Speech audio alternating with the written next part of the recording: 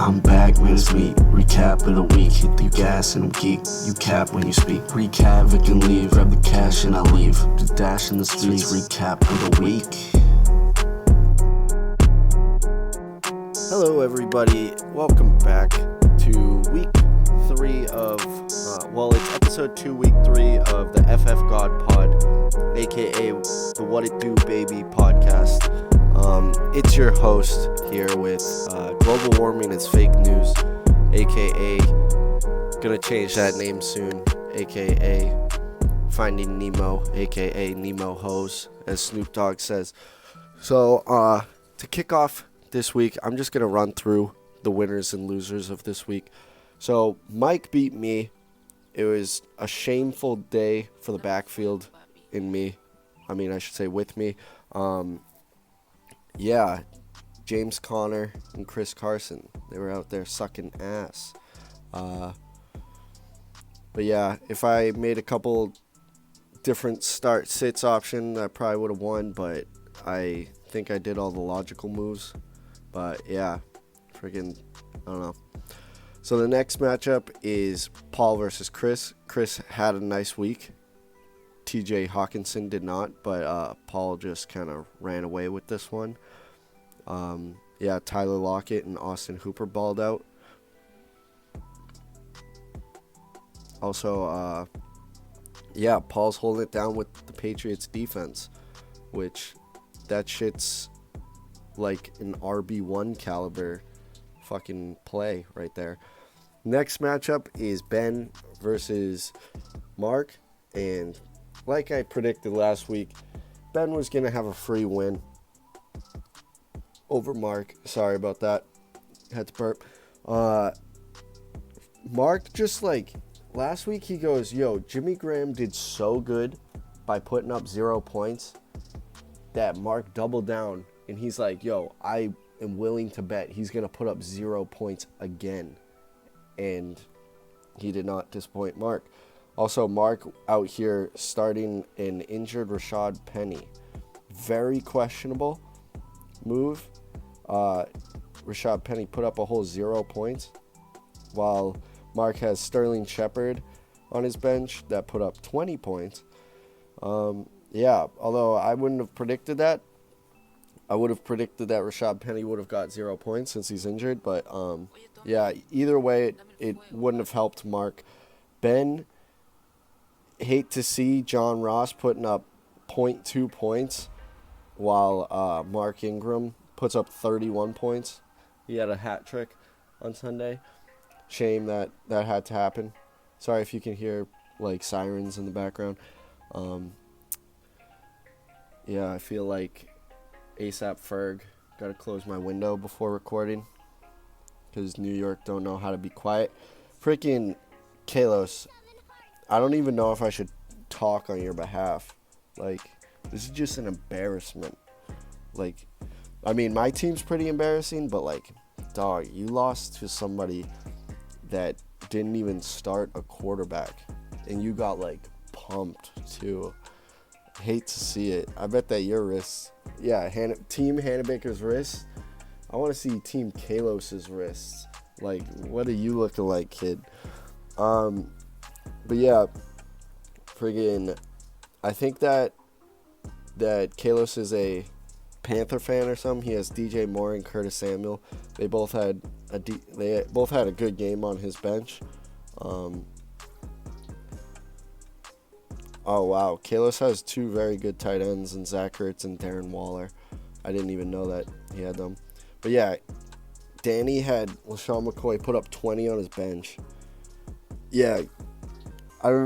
Chris said in the group chat that Danny could have had, a 160-point week. But, he made all the, reasonable starts, although starting Cam Newton. But I don't even think that Danny has a phone right now or something.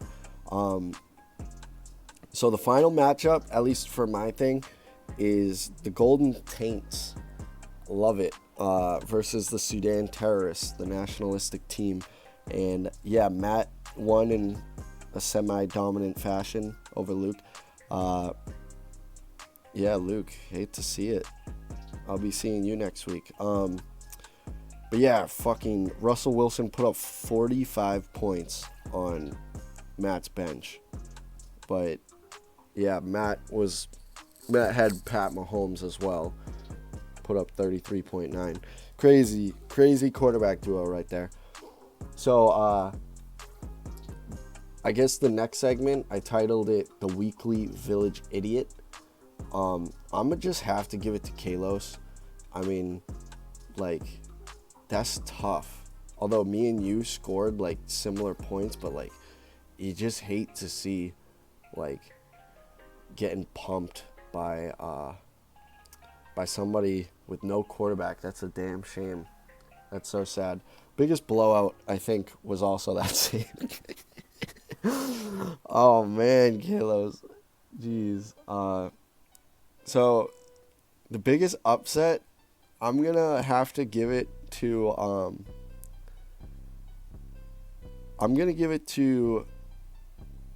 I guess Mike.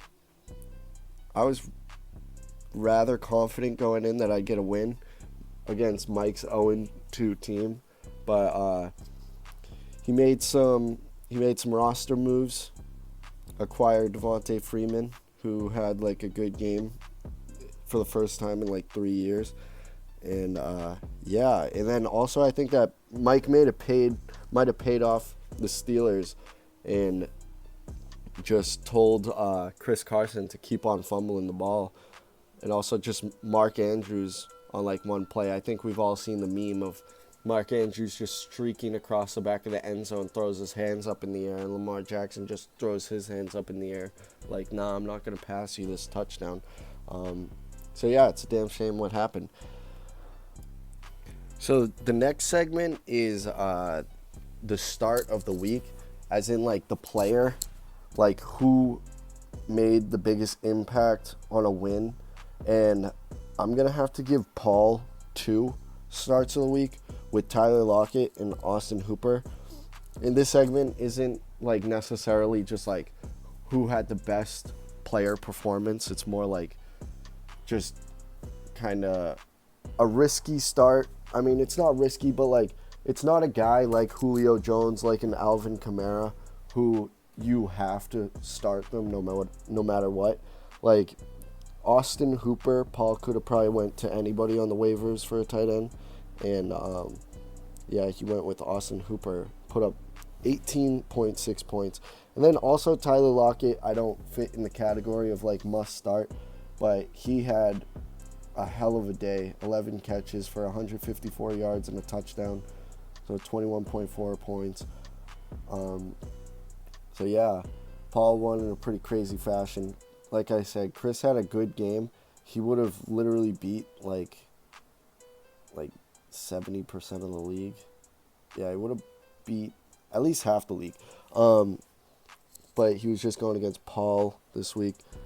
I'm gonna check out the waivers just went through the recent activity.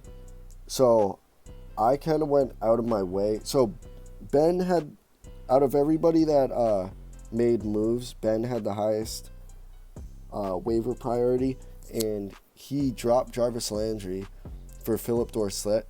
And crazy to see Jarvis Landry on the waiver wires, considering that he was like a 3rd or 4th round pick in the draft. But dude's been just straight cheeks. Baker Mayfield still looks like he's never played football before. I don't know. He's probably on the same shit that Johnny Manziel was on. So with my waiver priority, I think I was next up. I made it my goal to pick up Wayne Gallman, considering how my backfield is looking with James Conner and Chris Carson. I'm not scared of Chris Carson at all. Dude's a complete baller. But James Conner does concern me a little. So I picked up Wayne Gallman, considering that Saquon's going to be out for like 8 weeks. I forgot to mention that. That's probably like the biggest headline of the week. I picked up Wayne Gallman. I'm hoping that this dude can give me like 12 points a week with Daniel Jones now putting up points. Although he better not freaking steal all the goal line carries. like he did 2 rushing touchdowns. And then also 49ers were on a bye, so I had to pick up Chargers defense. Oh no, not Chris. Chris wasn't up next. It was Mark. Mark goes, fuck this. Like, Mark goes, fuck the Jacksonville kicker.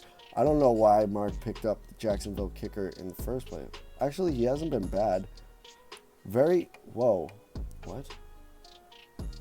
So he picks up the Oakland Raiders kicker. Dude, Mark, like, do you just make moves to make moves? So, Josh Lambo, Jacksonville kicker, what's his position rank? So he's position rank 10, which, I mean, that's nothing special, but he's averaging 8.3 points. He is so week 1, 8 points, week 2, 7 points, week 3, 10 points. Mark goes, nah, that's not bad enough. I want something way worse than that. So he picks up the kicker for the Oakland Raiders, who position rank 29, average points 3.7 points. Dude's done 6 points in week 1, then 4 points week 2, and then 1 point in week 3.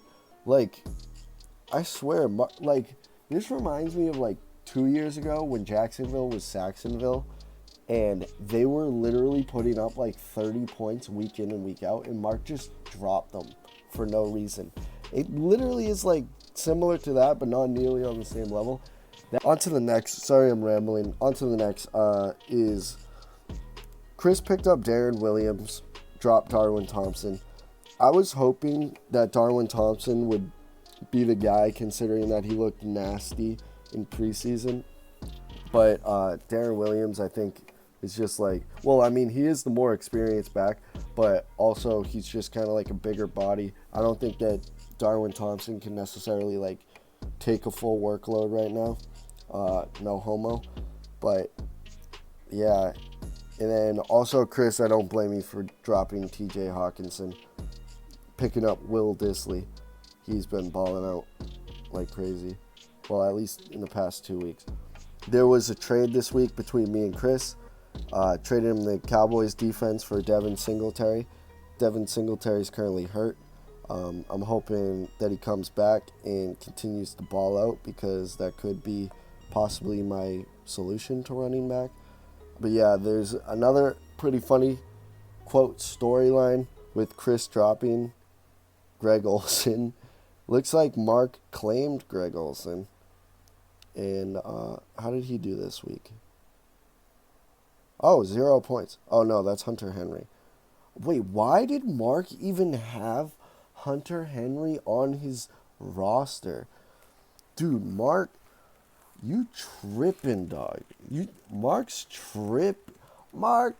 tripping. Yeah, dude's wilding out. I think that this is going on for too long at this point. I'm just going to run through the matchups for next week. Schedule week 4 preview. So it is, like I said earlier, it's myself versus Luke. Yeah, it should be a boat race. I'm not going to lie. I'm going to beat the shit out of Luke's team. Then it's Ben versus Paul. Should be a good team. I mean, good game. Looking forward to see how that comes out. Then, yeah, Chris versus Danny. With Danny is also severely handicapped now with no Cam Newton or Saquon. That's going to be tough. And, yeah, freaking Danny doesn't even, like, have a phone nor a running back. I mean, he has LaShawn McCoy, but that's crazy. Oh, he has Kenyon Drake, but that's shit. Then it's Mark versus Mike. Then CALOS versus Matt. Damn, CALOS' team is projected so many points. 107 points. Damn, wait, Ben's team is projected 112. That's stupid. Holy shit. Yeah, that's all that I'm going to say. I think that this is going on for a very long time. Yeah, I'll talk to you all next week. I mean, yeah, If anybody wants James Conner for like a reasonable price, hit me up. Adios.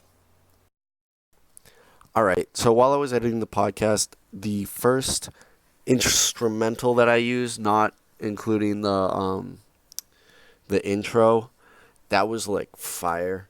So I decided to record a little verse to it. And I actually hit up Lil Nas X and got a feature from him. So yeah, check it out.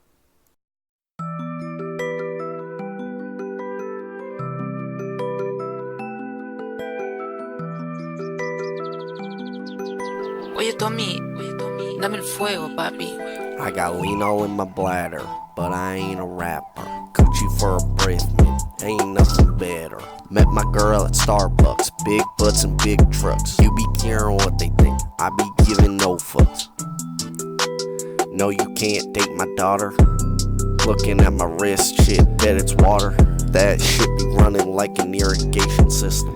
If you see a fucker with guns and booze, you know I'm with them. Say to me what you want from me, darling. Say to me what you want from me, darling. Hey, Panini, don't you be a me. Thought you wanted me to go. Why you tryna keep me teeny now? Now they need me. Number one, don't see me. No, you used to love me. So what happened? What's the meaning? I thought you want this for my life. Said you wanted to see me thrive. You lied. Now when it's all done, I get the upper hand. I need a big place, not another fan. But I still want you as a fan. I'ma need to sit down, don't mean to make demands, but I need you to say to me what you want from me. Just say to me what you want from me.